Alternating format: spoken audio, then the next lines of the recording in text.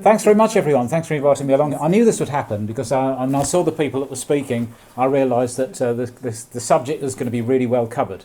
So I'm not going to talk for long because I'm sure you're going to have lots of questions that people are going to want to ask, which is great.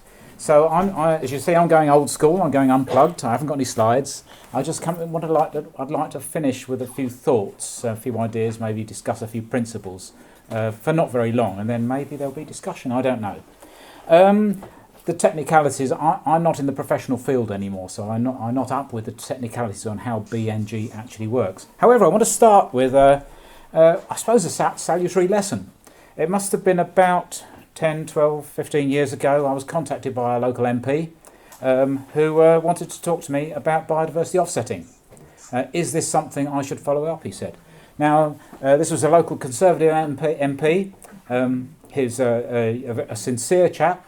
He clearly was the sort of person who wanted to defend the countryside, and so I cautiously said, well, it could have opportunity. It might be something that you could look at.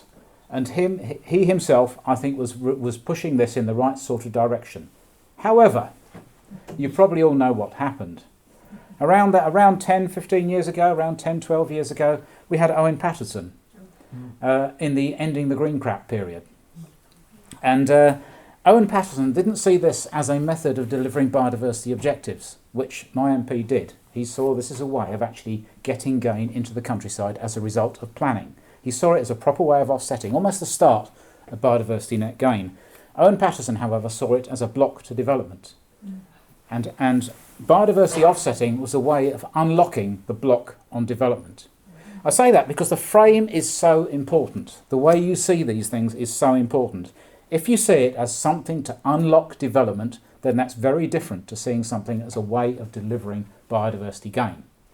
Okay, and we may do that ourselves without really realising it. Maybe the biodiversity isn't that important when you're talking about social housing and when you're talking about some other way of delivering environmental agenda. I think we should be very careful about that sort of thing, seeing it as a way of unlocking another agenda. No, this should be seen as a way of actually compensating plus for any damage that's being done. The frame then was overcoming the burden of nature conservation in the way of development.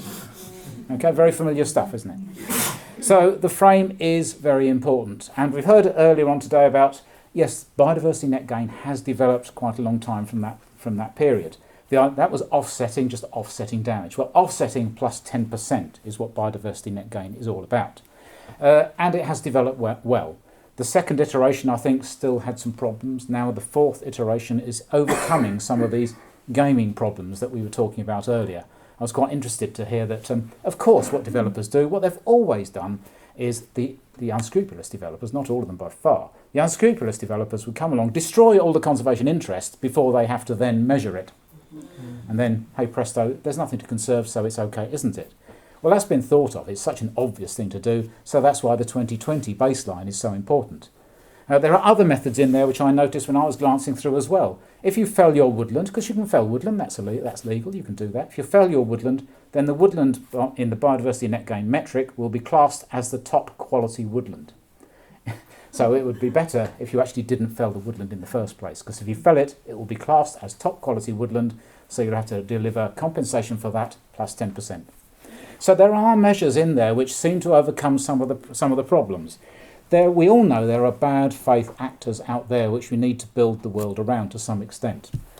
But what I want to say now is, as Stephen said, there's the other side of it as well. There's the other side of working not just with bad faith actors, but actually with people who want to do something positive. And I think that's where some of the opportunity is. We all know biodiversity, the environment, has not been valued, or rather it has. It's been given the value 0. This is the white space on which you put development. It's valued at 0. So we have to find ways of making sure that the value of nature, the value of the environment, is actually put into our decision making. So that's one of the principles that has to be in there, with all the problems that come along. The environment is seen as just a place for having development, and if you stop that, it's seen as a burden. We need to overcome that. The metric behind the biodiversity net gain principle actually does give a value for biodiversity. It actually builds that metric into the decision making, so at least there's something. And actually, what I'd like to say is that this is, in my view, in some of the contacts I've made over the last few months, is actually having real application. is really starting to make inroads. Let's put to one side all the bad faith actors and think about actually what I think is the vast majority of people who actually are not bad faith actors. They're wanting to do the right thing. And increasingly I'm talking to people who have not got a conservation background. They're just good, honest people doing what they do, and they've heard about the environmental crisis and they want to do something beneficial.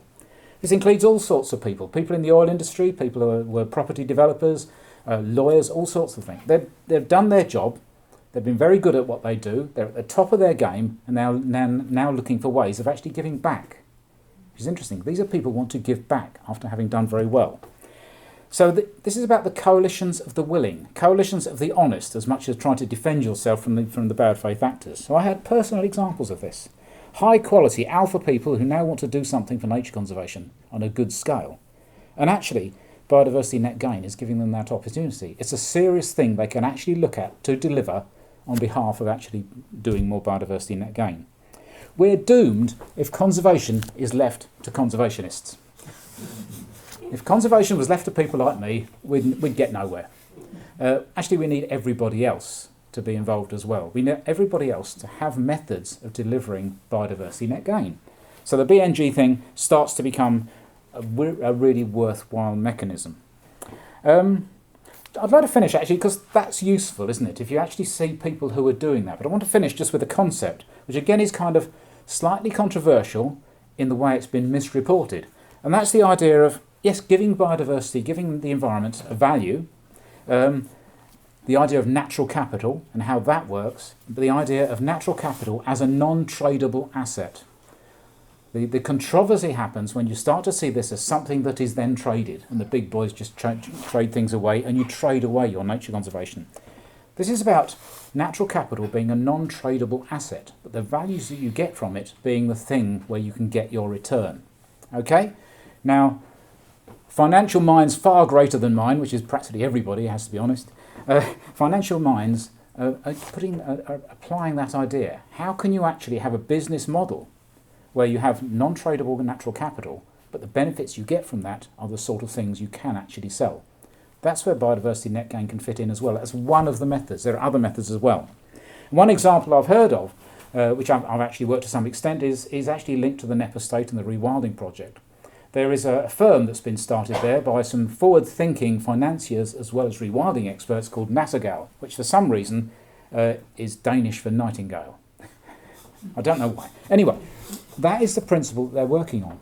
The idea that purchasing the land is the non-tradable natural capital, but actually then you look at the methods of getting your return from the benefits you're providing to people. One of those benefits is biodiversity net gain. The reason it's a benefit, I think as Stephen alluded to, if you measure biodiversity, if you measure habitat, you measure biodiversity, then actually you're measuring by proxy all the benefits that you're providing as well.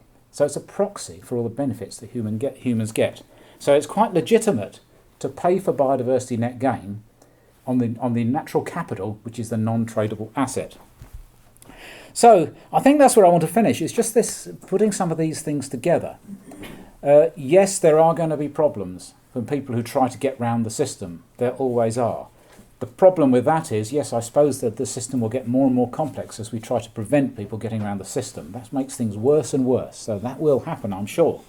But I think I agree with the other three speakers that there is opportunity as well. As long as the benefits outweigh the minuses, then we should be heading in the right direction. At the moment, my career has been about on trying to stop things getting so much worse, rather than getting better. We need to turn this around. If there's a balance, which actually means, yes, we're having some losses, some people are defying the system and they are acting in a bad way, but there are a lot of people who are trying to do the right thing, and on balance, it is improving. And I'd say for the biodiversity metric 4, there are more safeguards than in the past. There are more irreplaceable habitats where you can't just go destroying them and putting them up somewhere else. It doesn't work to have an ancient woodland taken here and planted there. It just doesn't work. So there are more safeguards. In my mind, not enough. Probably in all our minds, not enough. And we'll have to see how this works out. I'm quite disappointed about the number of irreplaceable habitats on the list, for example.